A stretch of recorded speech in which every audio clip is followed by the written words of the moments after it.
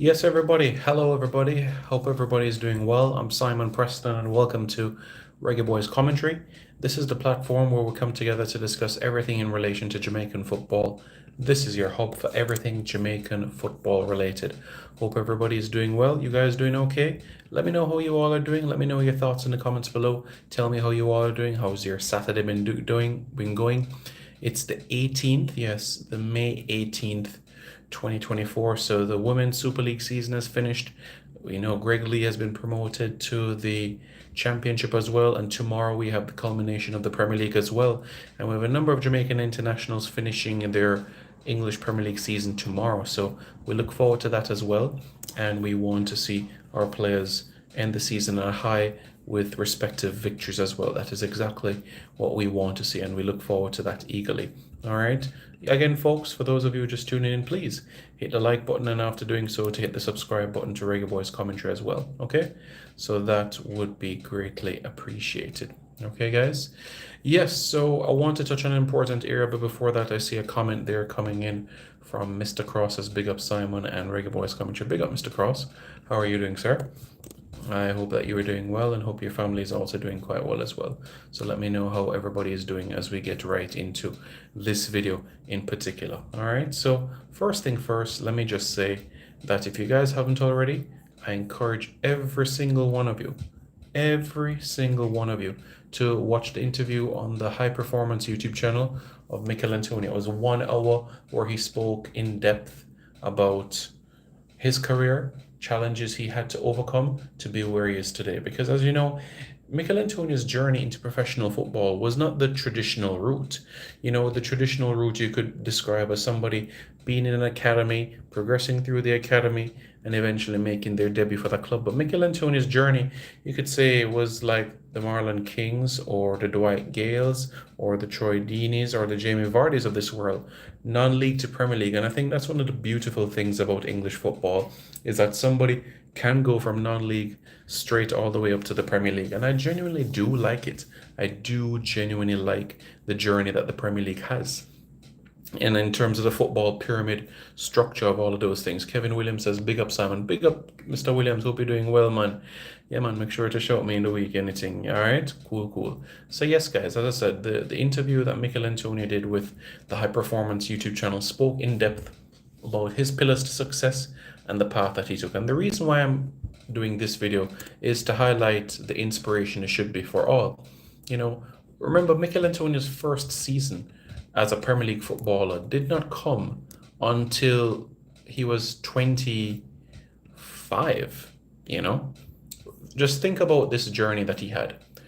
Tooting and Mitcham in the 08-09 season, playing in the Isthmian League. That's the 7th or 8th tier of English football, non-league football. Getting signed by Reading, getting loaned out to Crewe Alexandria in League One, getting loaned out to Cheltenham Town, I should say, in League One. All right, returning to Reading, getting loaned out again to a League One club in Southampton. All right, cool. Going back to Reading, right? Spending a season in the Championship, then being loaned out again to a League One club in Colchester United, and eventually Sheffield Wednesday. Eventually, he signed with Sheffield Wednesday, and he played a back-to-back seasons within the Championship. That led to the move to Nottingham Forest, where he spent some time there at Nottingham Forest, had his best goal-scoring season, scoring 14 goals in 46 appearances. So it was fantastic from that standpoint, ending the season with 15 goals in some 49 appearances in all competitions. And this led the move to West Ham United. So it wasn't a traditional route. So why am I talking about this? Why is this so important? Well, the reason for all of this is that we should not compare ourselves to other people. We should not compare our journeys to others as well, because our path in life is different from others, and that should be respected 100%. You know, it's not the journey that a Joel Latipodir had, being in Leeds United Academy, then Manchester City's Academy, then going to the Eredivisie and Swansea, and now being at Coventry. It wasn't the journey of a Casey Palmer coming through the ranks of Chelsea and now at Coventry. So everybody's journey is different. And look at what Michail Antonio has gone on to achieve. Not only playing Premier League football, getting to the semi-finals of the Europa League, winning the UEFA Europa Conference League, and having a deep run once again in European competition. That's 3 seasons in a row. 3 seasons in a row in top flight European competition. 3 seasons in a row. And when you factor in the international performances as well, his first Gold Cup for Jamaica, the semi-finals of the CONCACAF Gold Cup, and then follow that into the situation of the CONCACAF Nations League playing against Haiti in Trinidad and Tobago, and then you add into the mix as well, being part of the Jamaica's team in the CONCACAF Nations League that qualified for the Copa America. You know what I'm saying? So that tells us everything we need. And that's what we should all appreciate.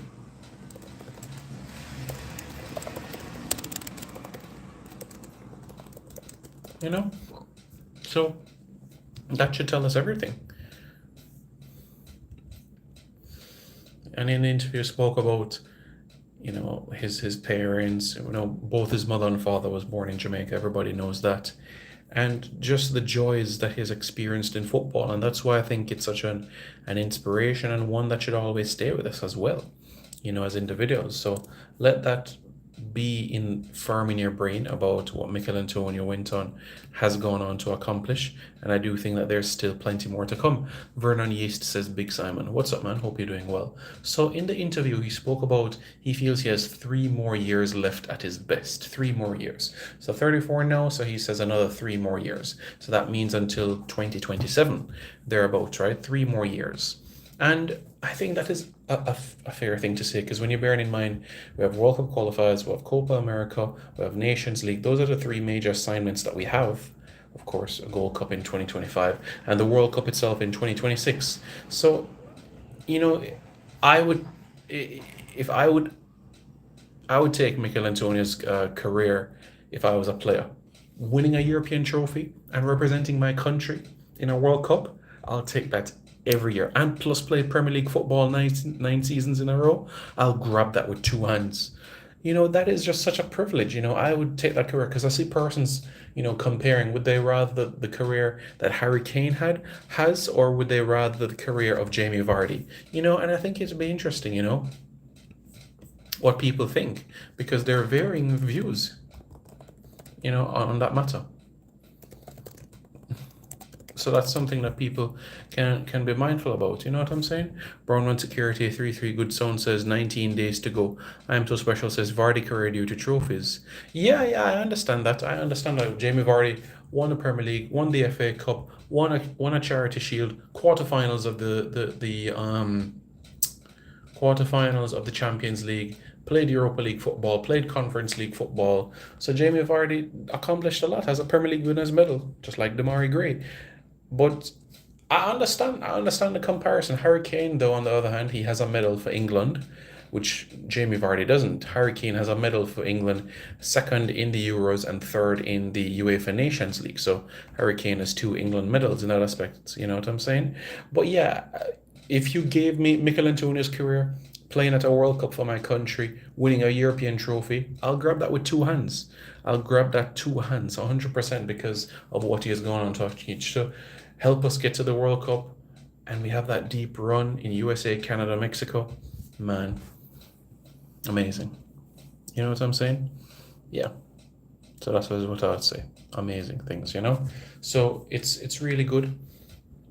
And I want people to know that footballers are not robots. Footballers are not robots. They're human beings, so everybody should be respected. So still give them the affirmation like I told you about in relation to Greg Lee.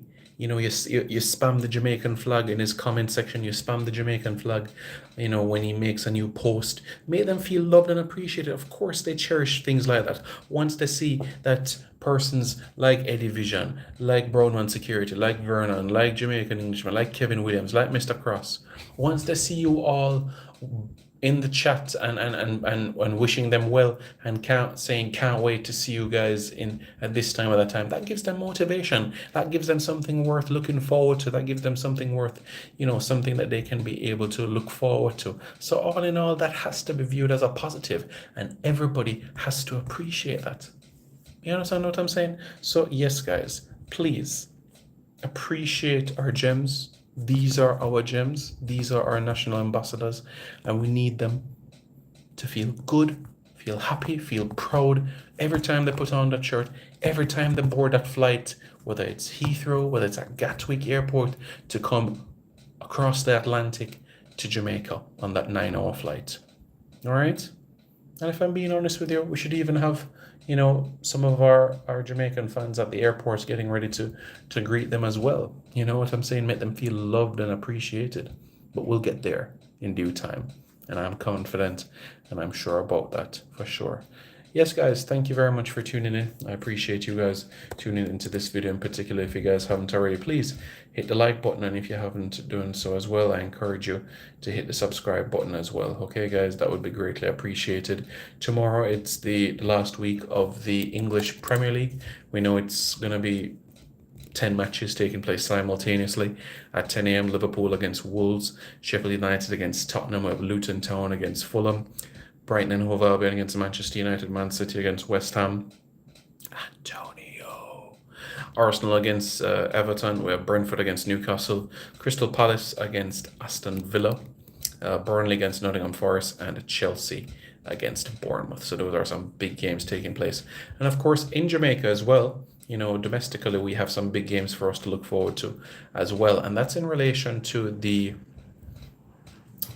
Jamaica Premier League. The third place playoff at 3:30, Waterhouse against Arnett Gardens, a massive game, one that we should all strive to go to, because the result of that game has huge significance, because the winner of that game qualifies for the CFU Club Championship. And second in the final at 6:30, Mount Pleasant Academy against Cavalier. Big game, and we'll of course be looking forward to the national players that will take the field for both teams as well. So we look forward to that game eagerly and can't wait to see how everything, falls into place. Natty Congo says, blessings, Simons. I like your contributions to Jamaican football. Thank you very much, Natty Congo. I greatly appreciate it. I truly do.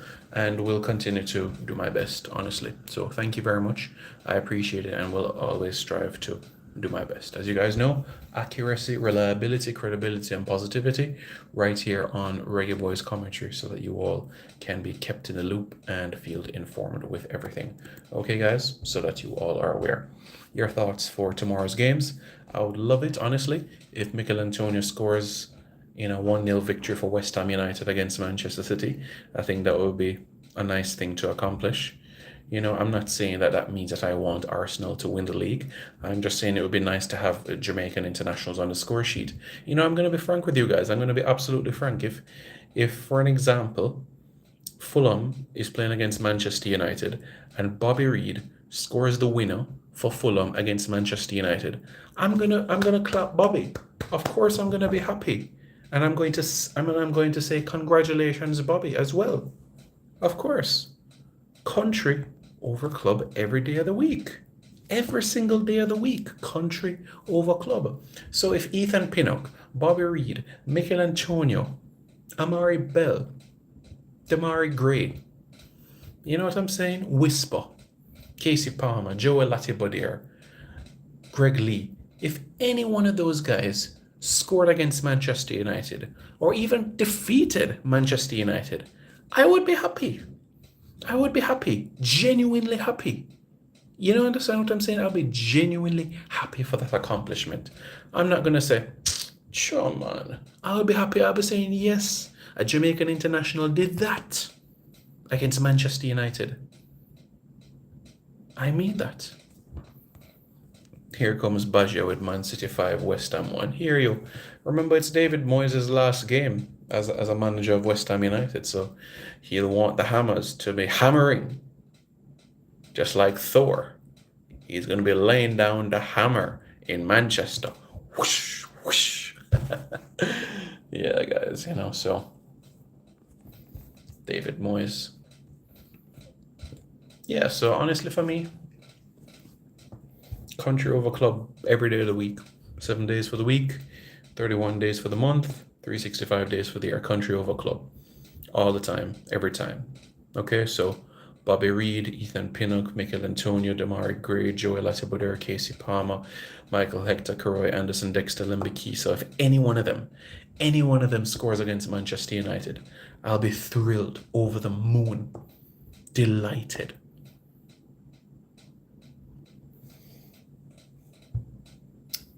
The only reason I had mixed emotions in 2010 was because it was Leeds. That's the only thing. When Jermaine Beckford scored for Leeds United against Manchester United, I was happy for Jermaine.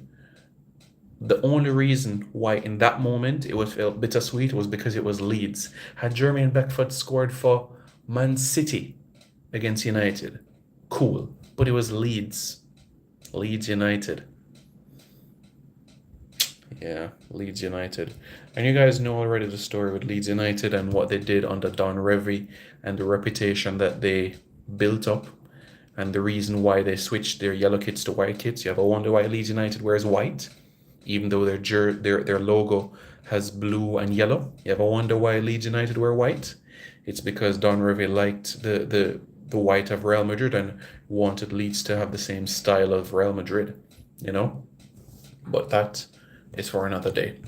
Vernon East, do you know I answered this question already? That will be June 12th. And it follows the same consistency. Every time when it comes to a squad announcement, it'll be 5 to 7 days before an international window. Badger says, Antonio can score the one, I will be still happy. Well, whether it's 1-1, if it's Man City 1, West Ham United 1, I'll take that as well. But Badger, come on. You weren't always a Manchester City fan. Come on. Before 2012, I know you weren't a Man City fan. Come on. Antonio can score 3 and Man City score 6. You want the score to be 6-3? Come on, Kevin Williams, man. 6-3 you want? You want City drop 6? Oh, man. We can't compromise and say 2-2. Antonio scores 2 and City scores 2. Or if City scores 3, or if City scores 4 and Antonio scores a hat-trick. You would take that? You would take that? City winning 4-3 and Antonio scoring a hat-trick? You'd accept that? At least Antonio ends with a hat-trick, and I think you'd get to 70 Premier League goals as well, which would be the first time that a Jamaican international is scoring 70 Premier League goals. Quite an accomplishment, bearing in mind his 9 seasons in the Premier League. In terms of other reggae boys, I've spent more seasons in the Premier League. Baby Gardner spent 11 seasons in the Premier League. You know? But yeah, that's the situation. Oh, you just don't want Arsenal win. Honestly, whatever will happen tomorrow. Balotelli says, need City to lose or draw. Kevin Williams says, I've been a Man City fan since Paulo Wanchop was playing for them. Well, you guys know that is far when you know that Paulo Wanchop. So that means you're a Man City fan when you had Sean Gota at Man City and then Monday. Because Paulo Wanchop joined Manchester City in the year 2000. He spent 4 seasons at Manchester City. City had some interesting players back then, you know. You had Nicky Weaver in goal. You had Danny Tiato, Super Kevin Horlock, who always got red cards. Sean Gota. Gerard Vikins. Yo, City had an interesting team, honestly. Nicky Weaver, Danny Tiato, Super Kevin Horlock, the GOAT, and Paul Dickov. City had an interesting team. A really interesting team. But yeah, they've come a far way. And you guys know what's interesting about Man City? You have a train station, the train station in Manchester, England, right? The train station in the city centre, they have a tram that takes you from the official train station in Manchester, which is Manchester Piccadilly, and it takes you straight to the Etihad. It doesn't do that for United. It takes you to a place called Exchange Quays, and from Exchange Quays you get off the tram and you walk roughly 7 minutes and you're at the stadium. I've done it probably 50 times, and honestly, it's fine. honestly speaking. But yeah, that's the scenario so that you all are aware, you know? But yeah, thanks very much, everybody. You all are great. You all are great people. Come on, guys. You guys need to buy tickets as well for the game. You guys need to buy a super chat as well. Yeah, man. Show your contribution as well. If you know that, you know, your family that you want to take to the game, get your tickets as soon as possible. All right? Yeah, man, do that as soon as possible. Okay, guys? And then we can press on forward with things. Again, thanks for tuning in. Hit the like, subscribe, and share button to Reggae Boys Commentary, your place for accuracy, reliability, credibility, and positivity.